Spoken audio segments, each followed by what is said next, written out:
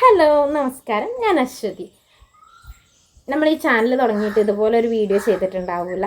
കൂടുതലായിട്ട് day in my ലൈഫും കുഞ്ഞു കുഞ്ഞു ഷോർട്സ് ആയിട്ട് കണ്ടൻറ് വീഡിയോസും പിന്നെ ഷോർട്ട് വീഡിയോ ഒക്കെ ആയിട്ടാണ് ചെയ്തിരിക്കുന്നത്. ഈ വീഡിയോയ്ക്ക് എത്രമാത്രം റെസ്പോൺസ് ഉണ്ടാവുമെന്നൊന്നും എനിക്കറിയത്തില്ല, എന്നാലും ഞാൻ ചെയ്യാട്ടോ. കാരണം എനിക്ക് പേഴ്സണലായിട്ട് എനിക്ക് ഒരുപാട് ഉപയോഗപ്പെട്ട ഒരു ടിപ്പാണ് നിങ്ങളിലേക്ക് വരുന്നത്.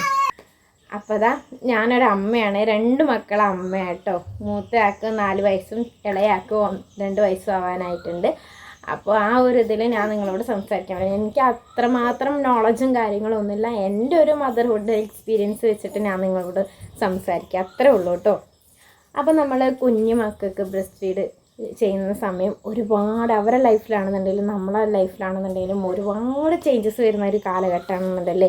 നമുക്കാണെന്നുണ്ടെങ്കിലും മെൻ്റലി ആയിട്ടും ഫിസിക്കലായിട്ടും ഒരുപാട് ചേഞ്ചസ് വരും. ഈ ഫീഡ് ചെയ്യുന്നതുകൊണ്ട് നമുക്ക് ഒരുപാട് മെൻ്റലി ആയിട്ട് ഒരുപാട് പ്രശ്നങ്ങൾ വരാറുണ്ട് കേട്ടോ. ചിലർ ഡിപ്രഷൻ വരെ പോയിട്ടുണ്ട്. അതൊന്നുമല്ല നമ്മൾ ഇന്നത്തെ ടോപ്പിക്ക്. നമ്മൾ ഫീഡ് ചെയ്യുന്ന സമയം നമ്മളെ കുഞ്ഞു മക്കൾ ഒരുപാട് ഹാപ്പി ആയിരിക്കും, ഒരുപാട് ഹെൽത്തി ആയിരിക്കും. പിന്നെ ഞാൻ വീഡിയോ ചെയ്യുന്ന സമയത്ത് നമ്മൾ അമ്പുടുക്കൂട്ടം കൂടുണ്ട് കേട്ടോ. അതാണ് ഈ ഒച്ചയും ബഹളമൊക്കെ, അതൊക്കെ ഒന്ന് ക്ഷമിച്ചേക്കുക. അപ്പോൾ ഞാൻ പറഞ്ഞു വന്നത് അതല്ല, ബ്രസ്റ്റ് ഫീഡ് ചെയ്യുന്നതിന് എത്രത്തോളം ചെയ്യാൻ പറ്റുമോ അത്രയും നല്ലതാട്ടോ. കുഞ്ഞുങ്ങൾക്കാണെന്നുണ്ടെങ്കിലും അമ്മമാർക്കാണെന്നുണ്ടെങ്കിലും നല്ലതാട്ടോ. ഒരു പരിധി വരെ ആൾക്കാർക്ക് അറിയില്ല. ഈ ബ്രസ്റ്റ് ഫീഡ് ചെയ്യുന്നതുകൊണ്ട് നമുക്ക് ശരീരത്തിൽ ഒരുപാട് മാറ്റങ്ങളുണ്ടാവും. പക്ഷേ അതിനേക്കാൾ നമുക്ക് ഭാവിയിലേക്കുള്ള ഒരുപാട് അസുഖങ്ങൾ കുറയ്ക്കാൻ ഈ ബ്രസ്റ്റ് ഫീഡിങ് സഹായിക്കും. പിന്നെ നമ്മളെ ഡെലിവറി കഴിഞ്ഞിരിക്കുന്ന സമയത്ത് നമ്മളെ യൂട്രസ് പഴയ ഒരു സ്ഥിതിയിലേക്ക് വരാൻ വേണ്ടിയിട്ട് ബ്രസ്റ്റ് ഫീഡിങ് വല്ലാതെ ഹെൽപ്പ് ചെയ്യും കേട്ടോ. പിന്നെ ഈ ബ്രസ്റ്റ് ക്യാൻസർ പോലെയുള്ള അസുഖങ്ങളില്ലാതെ എത്താനും, പിന്നെ ഇപ്പോൾ കണ്ടുവരുന്നതാണ് പ്രധാനമായിട്ട് ഈ യൂട്രസിൽ ഫൈബ്രോയിഡ് വരിക, പിന്നെ ഇറഗുലർ പീരിയഡ്സ്, അതൊക്കെ ഒരു പരിധി വരെ കൺട്രോൾ ചെയ്ത് നിർത്താനൊക്കെ ഈ ബ്രസ്റ്റ് ഫീഡിങ്ങിൽ സാധിക്കുന്നുണ്ടോ. അപ്പോൾ നമ്മളെ ടോപ്പിക്ക് എന്താണെന്ന് വെച്ചാൽ നമുക്ക് എങ്ങനെ ബ്രസ്റ്റ് ഫീഡിങ് നിർത്താം എന്നുള്ളതാണ്. കാരണം ഒരു 2 വയസ്സ് കഴിഞ്ഞ് കഴിഞ്ഞാൽ നമ്മൾ പതിയെ സ്റ്റോപ്പ് ചെയ്യണം നല്ലത്. അപ്പോൾ ഈ ബ്രസ്റ്റ് ഫീഡ് സ്റ്റോപ്പ് ചെയ്യാന്ന് വെച്ചാൽ നല്ല പണിയുള്ള കാര്യം കേട്ടോ. കാരണം അമ്മയ്ക്കാണെന്നുണ്ടെങ്കിലും കുഞ്ഞിനാണെന്നുണ്ടെങ്കിലും ഒരുപോലെ വിഷമം വരുന്ന ഒരു കാര്യമാണ് ബ്രസ്റ്റ് ഫീഡിങ് സ്റ്റോപ്പ് ചെയ്യുക. കാരണം അത്രയും നാൾ നമ്മുടെ ശരീരത്തിൻ്റെ ഒരു ഭാഗമായി നിന്ന് കുഞ്ഞിനെ നമ്മൾ പാൽ കൊടുക്കാതെ നിൽക്കുമ്പോൾ കുഞ്ഞിന് നമ്മളോടുള്ള അറ്റാച്ച്മെൻറ്റ് സ്വാഭാവികമായിട്ടും കുറയും. കാരണം അവർക്ക് എന്താ പറയുക, നമ്മളോടുള്ളൊരു അറ്റാച്ച്മെൻറ്റ് പാൽ കുടിക്കുന്ന സമയത്തെന്ന് വെച്ചാൽ വേറെ ആരെക്കാളും കൂടുതൽ അറ്റാച്ച്മെൻറ്റ് അമ്മയായിട്ടായിരിക്കും. ആ ബോണ്ടിങ് വേറെ എവിടെയും കിട്ടത്തില്ല. പാൽ കൊടുക്കൽ നിർത്തിക്കഴിഞ്ഞാൽ ഉണ്ടാവില്ല എന്നല്ല പറയുന്നത്, പക്ഷെ നമുക്കത് ഭയങ്കര സ്ട്രഗിളായിരിക്കും. അമ്മയ്ക്കാണെന്നുണ്ടെങ്കിലും കുഞ്ഞിനാണെന്നുണ്ടെങ്കിലും ഒരുപാട് സ്ട്രഗിളായിരിക്കും. അപ്പോൾ നമുക്ക് 2 കൂട്ടർക്കും വിഷമില്ലാത്ത രീതിയിൽ ബ്രസ്റ്റ് ഫീഡിങ് സ്റ്റോപ്പ് ചെയ്താലോ. ആദ്യം തന്നെ പറയുകയാണ്, ഒന്നും കൂടെ ഞാൻ പറയുകയാണ്, ബ്രസ്റ്റ് ഫീഡ് ചെയ്യുന്നതാണ് ഏറ്റവും നല്ലത്. അമ്മയുടെ പാലിനെ പോലെ വേറെ ഒരു പാലിനും ഗുണം ഉണ്ടാവില്ല. വേറെ പാല് കുടിച്ച് കഴിഞ്ഞാൽ കുഞ്ഞിൻ്റെ വിശപ്പ് മാറുന്നല്ലാതെ അതിനെക്കൊണ്ട് വേറെ വലിയ ഗുണങ്ങളൊന്നുമില്ല കേട്ടോ. ഫോർമുല ഫീഡ് ചെയ്യുന്നതിന് ഞാൻ ഒരിക്കലും സപ്പോർട്ടല്ല. ഞാൻ ചെയ്തിട്ടുണ്ട്, ഇല്ല ഞാൻ പറയുന്നൊന്നുമില്ല, ഞാനും ചെയ്യാറുണ്ട്. പക്ഷെ സ്ഥിരമായിട്ട് ഫോർമുല ഫീഡ് ചെയ്യുന്ന ഒരു അമ്മയല്ലായിരുന്നു ഞാൻ. എൻ്റെ സാഹചര്യങ്ങൾ കൊണ്ട് എനിക്ക് ചില സമയത്ത് കൊടുക്കേണ്ടി വന്നു, അത്രേ ഉള്ളൂ. ഇപ്പോഴും നമ്മൾ അമ്പുടുക്കുട്ടനെ ബ്രസ്റ്റ് ഫീഡിങ് സ്റ്റോപ്പ് ചെയ്തിട്ടുണ്ട്. ചെറിയ ഹെൽത്ത് ഇഷ്യൂ കാരണം സ്റ്റോപ്പ് ചെയ്യാൻ നിർബന്ധിതയായിട്ട് ഞാൻ സ്റ്റോപ്പ് ചെയ്തതാണ്, അല്ലാതെ എൻ്റെ മനസ്സ് സമ്മതിച്ചിട്ട് ഞാൻ സ്റ്റോപ്പ് ചെയ്തതല്ല കേട്ടോ. കാരണം ഒരുപാട് സ്ട്രഗിൾ ചെയ്ത്, കാരണം അവനെ ബ്രസ്റ്റ് ഫീഡ് സ്റ്റോപ്പ് ചെയ്തപ്പോൾ എനിക്ക് ഒരുപാട് വിഷമമുണ്ടായിരുന്നു.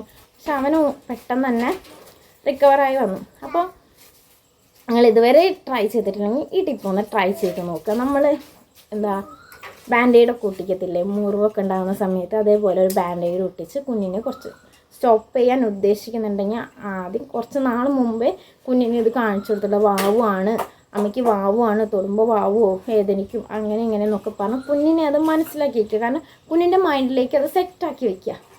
അതൊരു അസുഖമാണ്, അവിടെ തൊട്ട് കഴിഞ്ഞാൽ അമ്മയ്ക്ക് വേദനിക്കും, ചോര വരും എന്നുള്ളൊരു സെറ്റ് ചെയ്ത് വയ്ക്കുക.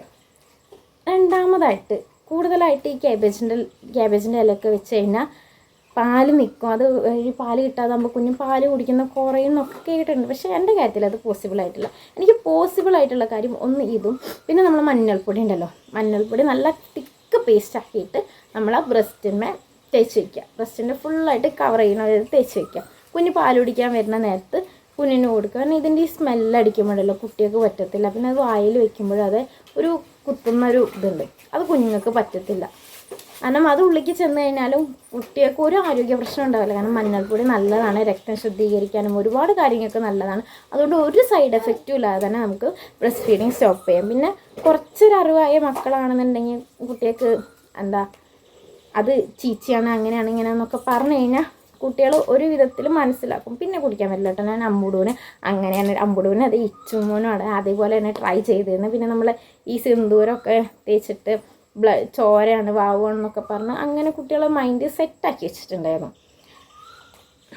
അങ്ങനെ നമുക്ക് പെട്ടെന്ന് സ്റ്റോപ്പ് ചെയ്യാം കേട്ടോ. കാരണം അവരും ഒരു പരിധിവരെ വിഷമമില്ലാതെ പെട്ടെന്നാവും. പിന്നെ കൊടുത്തു കഴിഞ്ഞാലും അത് വേണ്ട, അവർക്ക് അതിനോടൊരു ഇറിറ്റേഷനായി, അത് കൊള്ളത്തില്ല എന്നുള്ള ഒരു മൈൻഡായിരിക്കും അവർക്ക്.